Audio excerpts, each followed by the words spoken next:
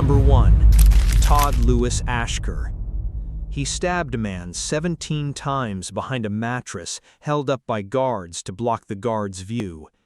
Decades later, he'd forced the entire state of California to rewrite its rules on solitary confinement from inside the very cell his crime put him in. Todd Lewis Ashker's road to Pelican Bay started young and small. Juvenile facilities for non-violent offenses, then a burglary conviction that sent him into the adult prison system at 18. But it was a 1987 incident at Folsom State Prison that defined the rest of his life. According to trial testimony and a subsequent parole hearing, Ashker attacked a fellow inmate, an Aryan Brotherhood member, stabbing him 17 times while another prisoner held a mattress over the cell door to obstruct the guard's line of sight. Prosecutors argued the killing was a sanctioned hit ordered by the white supremacist prison gang Ashker was affiliated with. Ashker himself would later claim self-defense. In April 1990, a jury acquitted him of first-degree premeditated murder but convicted him of the lesser charge of second-degree murder. He was sentenced to 21 years to life.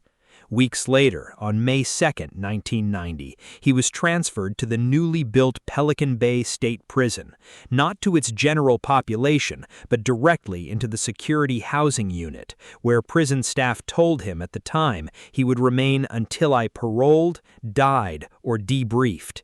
He would stay there for the next 26 years. Validated by CDCR as an Aryan Brotherhood member in 1988, a designation he has consistently disputed, Ashker's SHU status became indefinite rather than fixed term, meaning no clear release date, no path back to general population short of debriefing, formally informing on fellow gang members, a step he refused to take. Locked in isolation for upward of 22.5 hours a day, Ashker did something few expected. He earned a paralegal degree and became the legal architect of the largest prison protest in California history.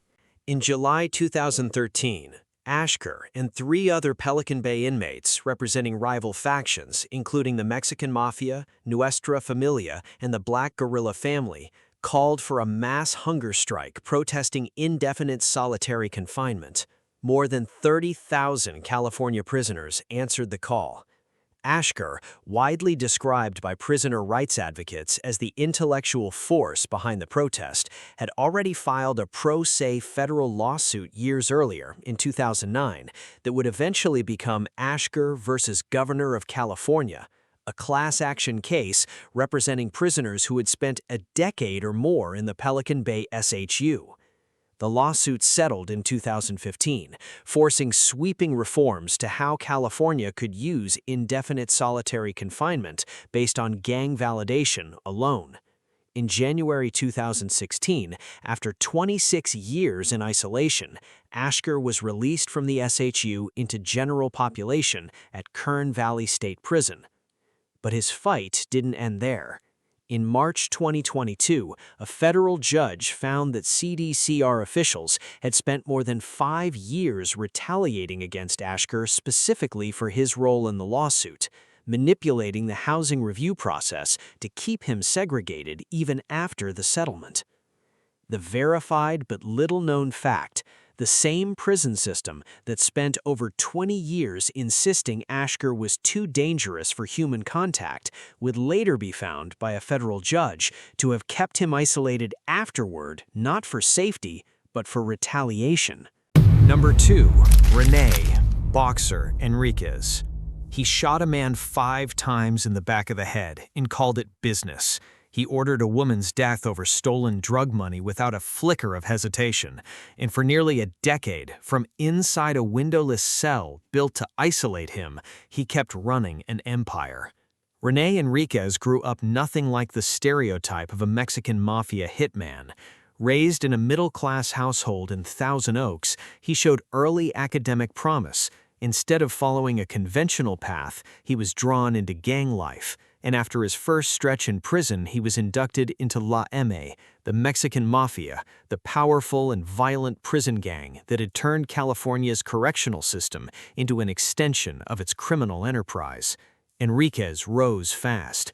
He orchestrated the killing of a fellow Mexican Mafia member, David Pelon Gallegos, branded a coward within the organization, having an associate inject him with a lethal dose of heroin before driving him to an alley and shooting him 5 times to make certain.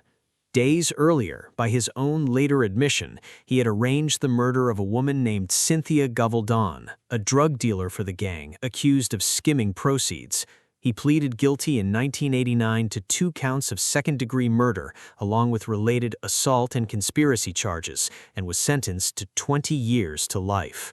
In 1993, the state sent him to Pelican Bay State Prison on California's remote north coast. As a validated prison gang member, he was placed in the Security Housing Unit, a windowless isolation cell, 23 to 24 hours a day. No view of the outside world. Prison officials believed the SHU would break the gang's command structure. Instead, Enriquez turned it into headquarters. Using coded kites, sign language visible across exercise yards, and even messages passed in Nahuatl, an Aztec dialect unfamiliar to guards, he continued directing Mexican Mafia operations on the outside for years, becoming, in the words of the prison's own gang investigators, one of the organization's criminal mindmeisters. Then, in 2002, something shifted. Disillusioned by the gang's escalating violence, including killings of people with no real connection to its power struggles, Enriquez defected, becoming the highest-ranking Mexican Mafia member ever to cooperate with law enforcement. His information reshaped how investigators understood the organization's entire command structure. What followed was a strange, prolonged limbo. Parole boards repeatedly recommended his release, citing decades of cooperation, a paralegal certificate, and a clean disciplinary record. And repeatedly, sitting governors, Brown, then Newsom, overruled those recommendations, citing his documented history of manipulation and the sheer scale of violence he had once commanded. As of his most recent public parole hearings, he remained in state custody.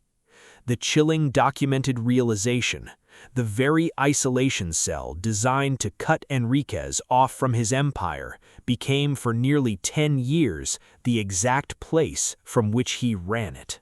Number 3. Sanyika Shakur. By the time he was 13 years old, he had a body count and a nickname to match it. They called him Monster. He would spend the next 4 decades trying to prove to the world and maybe to himself that the name didn't have to be permanent. Born Cody DeJohn Scott in Los Angeles in 1963, he joined the 8-Tray gangster Crips as a child, and his earliest acts of documented violence, a savage beating of a robbery victim that left the man comatose, earned him the moniker that would define him for years. What followed was a career of escalating violence within LA's gang landscape, armed robbery, assault, illegal weapons possession, and eventually attempted murder convictions that sent him deep into the California prison system.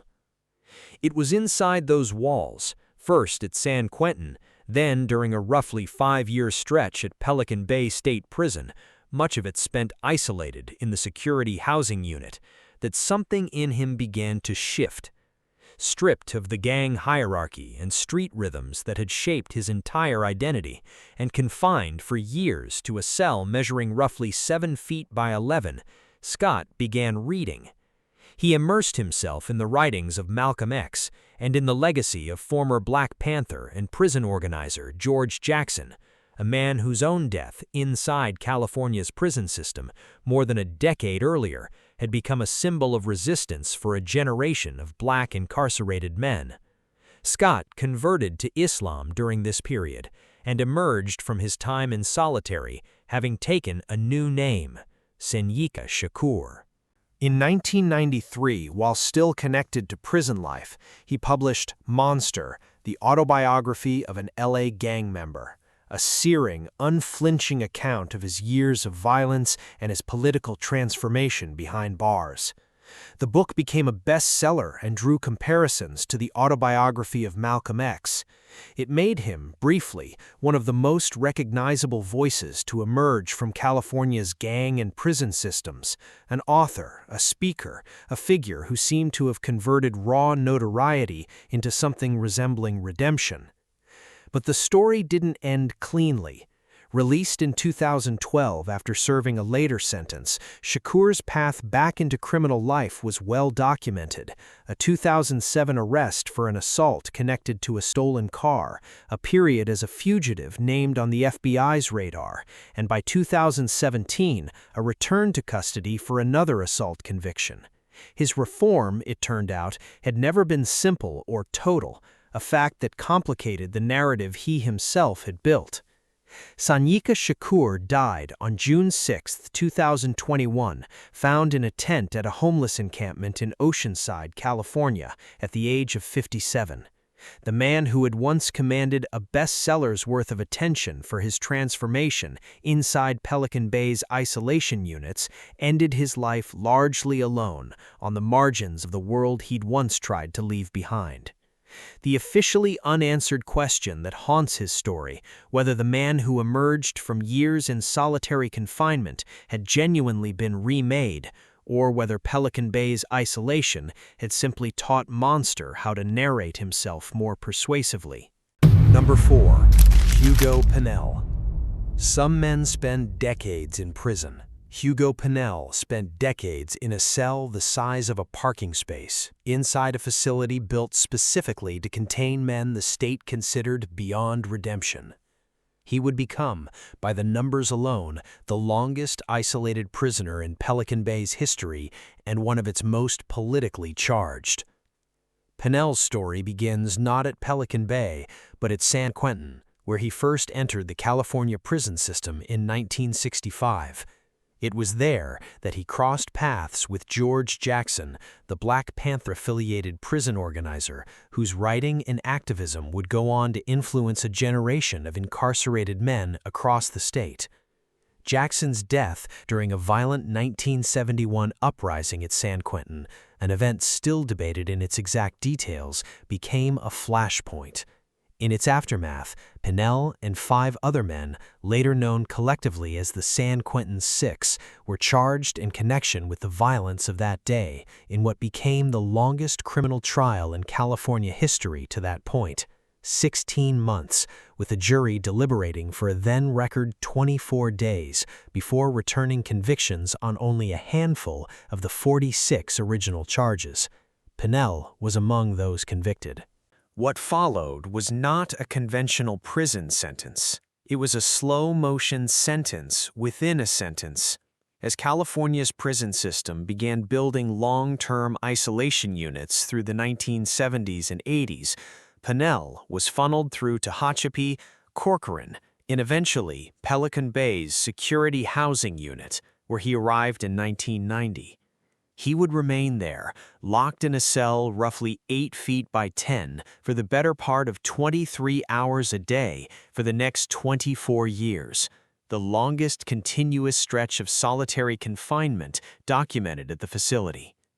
Advocacy groups and legal filings during this period described Pinell as a political prisoner, citing his continued activism inside the SHU, organizing for racial unity among prisoners, and, in 2012, supporting a landmark agreement among rival prison factions to formally end racial hostilities behind bars, an unusual legacy for a man the state had deemed too dangerous for regular contact with the outside world. In January 2014, after years of legal challenges to indefinite SHU confinement, including a federal lawsuit that found conditions at Pelican Bay may press the outer borders of what most humans can psychologically tolerate, Pinell was transferred out of Pelican Bay to California State Prison, Sacramento. He would not survive long in general population. On August 12, 2015, during a riot on the Yard, Pinell was killed by fellow inmates. He was the last surviving member of the San Quentin Six. The chilling documented realization: the isolation regime designed to neutralize him, nearly a quarter-century of it, never touched him. It was the return to open population after 24 years of solitary that ultimately killed him. Number 5. Cary Anthony Stayner. He was the handyman everyone trusted, the quiet one who fixed the leaky faucets and joked with the guests. And for months, while the FBI chased theories that led nowhere, he was also the man who had already killed 4 people and was still working the front desk. Cary Stayner's path to notoriety began, strangely, in the shadow of a different family tragedy. His younger brother, Stephen Stayner, had survived a 7-year childhood kidnapping and become a minor celebrity for it. His story turned into a 1989 television movie. Cary, the older brother who had grown up largely overlooked in the fallout of his siblings' ordeal, would go on to commit crimes of his own that eclipsed anything his family had endured. In February 1999, Stayner, then working as a handyman at the Cedar Motel near Yosemite National Park, murdered Carol Sund, her teenage daughter Julie, and the family's exchange student guest, Silvina Peloso, while the trio stayed at the motel. Months later, in July 1999, he killed Joey Armstrong, a naturalist employed by the Yosemite Institute near her cabin close to the park. The murders sent shockwaves through Yosemite's tourism economy and triggered a massive FBI manhunt, one initially misdirected by a set of false leads and unrelated suspects before investigators zeroed in on Stayner following Armstrong's killing. Stayner was arrested on July 24, 1999. In a jailhouse interview afterward, he spoke with unsettling calm about his crimes, comments that would later feed into the extensive psychological evaluation both the prosecution and defense presented at trial, centered on his documented history of childhood trauma and diagnosed mental health conditions, which the defense argued diminished his culpability without excusing his actions. He was convicted for the Sund Peloso murders and, in a separate federal proceeding, pleaded guilty to Armstrong's kidnapping and killing. In August 2002, Stayner was sentenced to death. For nearly 2 decades, Stayner sat on death row at San Quentin State Prison, his case periodically resurfacing in true crime documentaries and press retrospectives on the Yosemite murders. Everything changed procedurally, if not personally, in March 2019, when Governor Gavin Newsom imposed a statewide moratorium on executions, a decision that would eventually touch the sentences of hundreds of condemned inmates, Stayner included. His death sentence was formally reduced to life without the possibility of parole. In March 2024, CDCR records confirm he was relocated from San Quentin to Pelican Bay State Prison, where he remains held today. The officially unanswered question that continues to trail the case: investigators and journalists have long wondered whether Stayner's 4 confirmed victims were truly his first. His own comments in early interviews hinted at a longer, undocumented history that was never conclusively proven or disproven in court.